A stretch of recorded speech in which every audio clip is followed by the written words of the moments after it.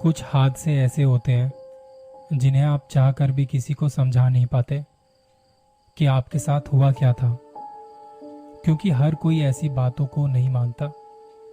पर आप यकीन करो ना करो, ऐसे हादसे लोगों के साथ हुए हैं और होते रहेंगे। ये कहानी थोड़ी बड़ी है, इसलिए मैंने इस कहानी को 2 भागों में बांटा है।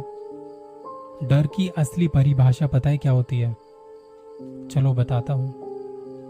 वो जून का महीना था, तारीख मुझे ठीक से याद नहीं, पर उस दिन मेरा काम में बिल्कुल भी मन नहीं लग रहा था। ऑफिस में बैठा हर कोई जल्दी जाने के बारे में सोच रहा था। शायद उस साल की पहली बारिश होने वाली थी। बिजलियां कड़क रही थी। ऑफिस में बैठे हर किसी की नजर बार बार खिड़की से बाहर जा रही थी। 5:30 बजने को थे और उस वक्त के साथ साथ मौसम भी गहराता गया। एक एक कर बॉस की परमिशन लेके सब अपने अपने घर को निकल गए। उस वक्त मेरे साथ यही कुछ 3-4 लोग बाकी थे। जो भी वहां रुके थे वो सभी ऑफिस के करीब रहने वाले थे। उन सब में मैं अकेला था। ऑफिस से दूर रहता था, लेकिन बॉस का मूड अच्छा नहीं था, इसलिए मैंने बॉस से घर जाने के बारे में बात नहीं की। मैंने पूछा नहीं, मेरी हिम्मत नहीं हुई। मैं घड़ी की तरफ देख रहा था कि तभी बॉस अपने फोन पर बात करते हुए कैबिन से बाहर आ गया और बाहर आकर सीधा मेरे पास आके खड़ा हो गया। हाँ हाँ, भेजता हूँ, अभी भेजता हूँ।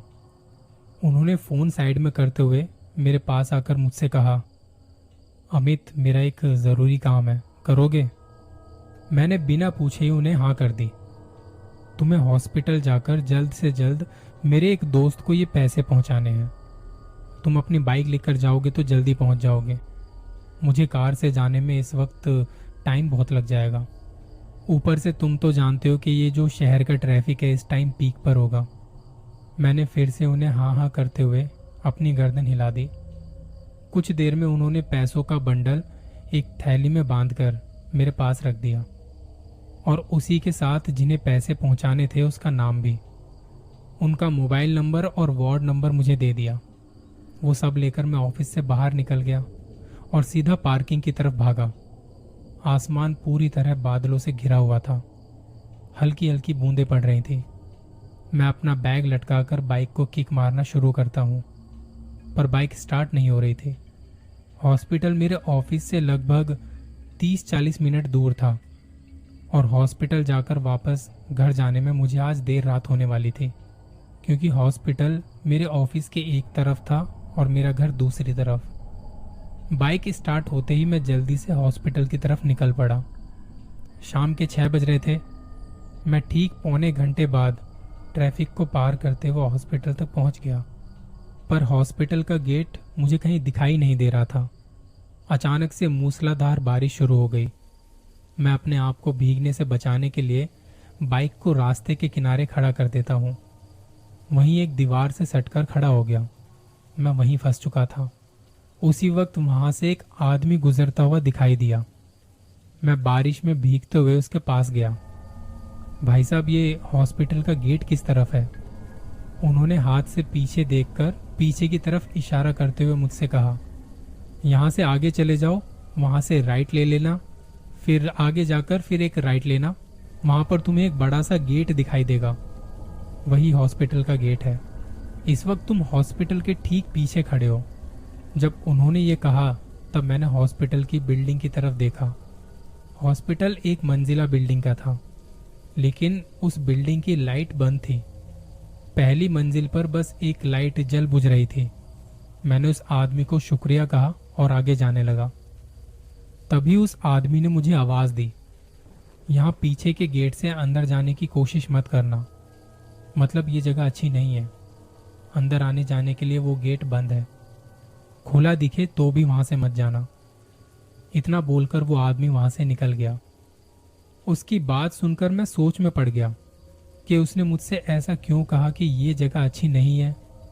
बारिश भी तेज हो रही थी। मुझे पैसे जल्द से जल्द पहुंचाने थे। यहाँ खड़े रहने से कोई फायदा नहीं था। और ये सोचते हुए मेरी नज़र अपने आप ही फिर से उस बिल्डिंग की तरफ चली गई। अब घना अंधेरा हो चुका था। कोई भी लाइट नहीं जल रही थी वहां।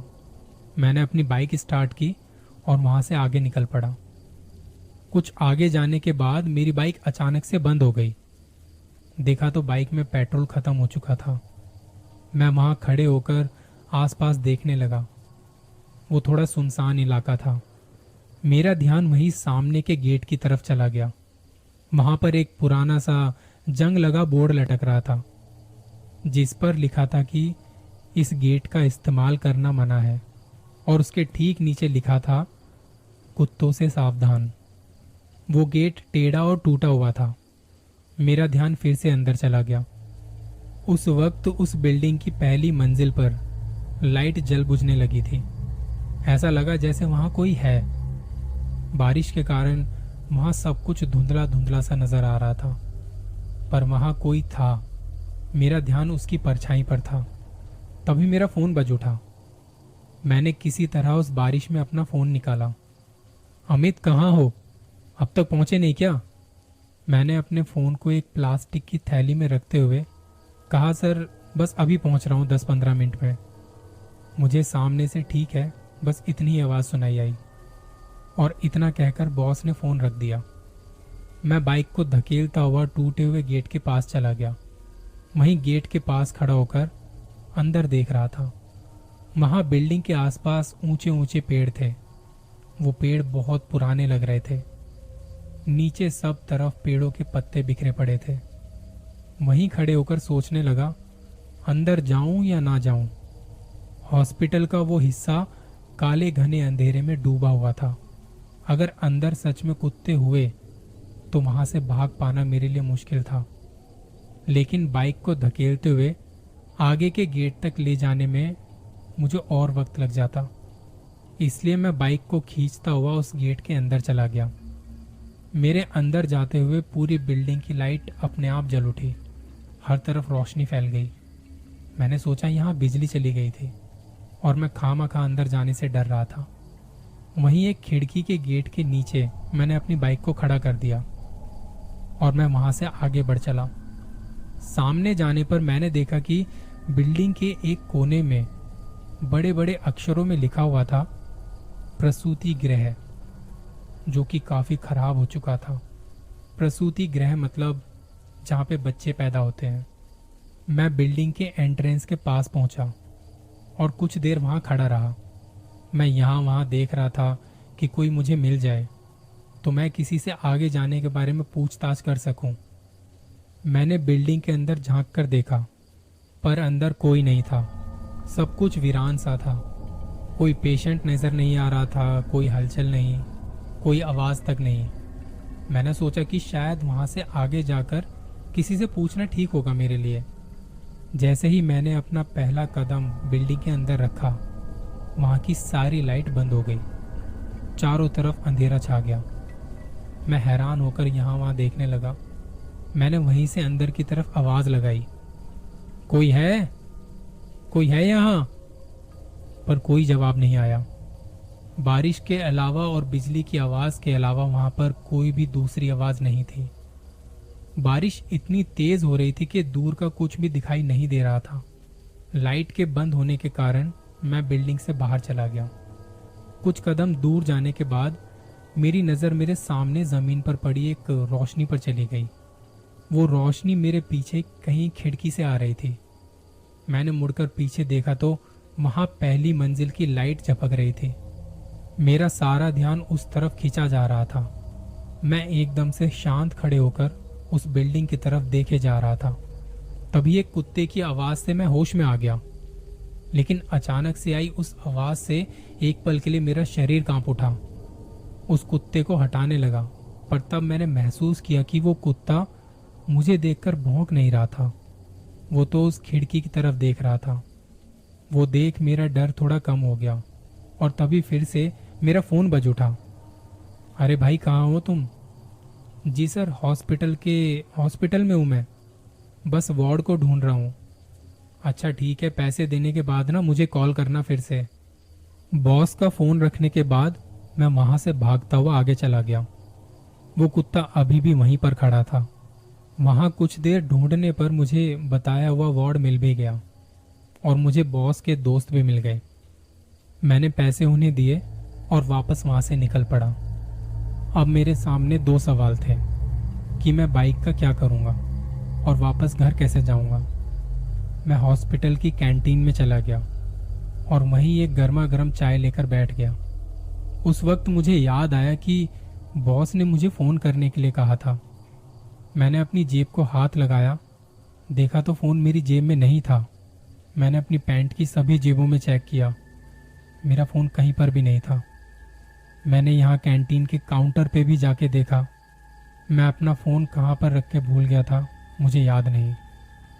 अब मुझे अपने आप पर गुस्सा आ गया। आज मेरा पूरा दिन खराब गया था। मेरा एक भी काम ठीक से नहीं हो पा रहा था। मैंने एक घूंट में चाय ख़त्म की और जल्दी से अपना फ़ोन ढूंढने के लिए निकला वहाँ से। मैंने हर मुमकिन जगह पर फ़ोन को ढूंढा पर मुझे फ़ोन कहीं नहीं मिला। मैं थक कर हार कर वापस बाइक की तरफ निकल पड़ा, मतलब हॉस्पिटल के पीछे के गेट की तरफ, उसी प्रसूति गृह की बिल्डिंग की तरफ। वहाँ जाने पर मुझे याद आया कि शायद मेरा फ़ोन यहीं कहीं पे हो सकता है, क्योंकि आखिरी बार मैंने यहीं पर खड़े होकर अपने फ़ोन से बात की थी।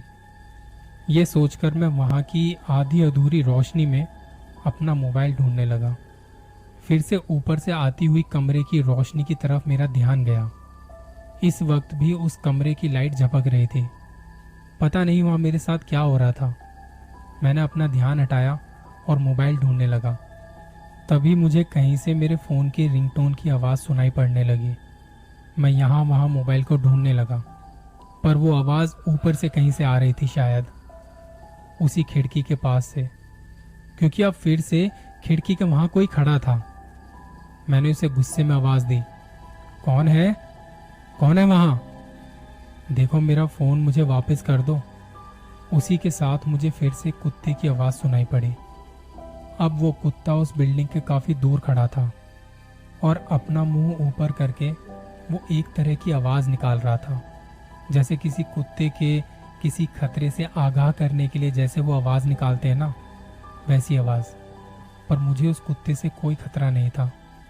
वहाँ ऊपर मेरा फ़ोन था कि नहीं पता नहीं, पर इतना पक्का था कि रिंगटोन की आवाज़ उस बिल्डिंग के कहीं अंदर से ही आ रही थी। तभी उस परछाई को पीछे जाते हुए देखा मैंने। एक काली सी परछाई पीछे जाते जाते अंधेरे में कहीं गुम हो गई। वो कुत्ता भी शांत हो गया। मैं दौड़ते हुए बिल्डिंग के एंट्रेंस के पास चला गया।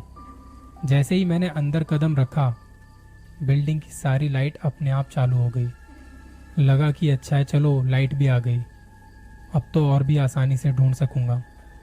और फिर मैं भागता हुआ ऊपर की मंजिल पर चला गया। ऊपर पहुंचकर देखा तो मेरे सामने एक लंबा कॉरिडोर था जो कि एकदम खाली और शांत था।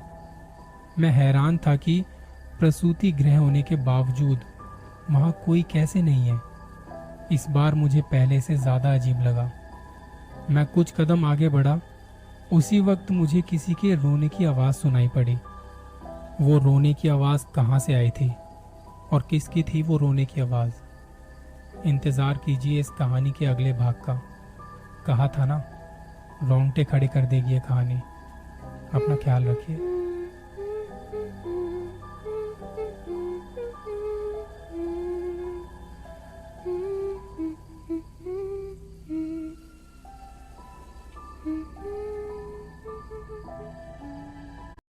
जिनके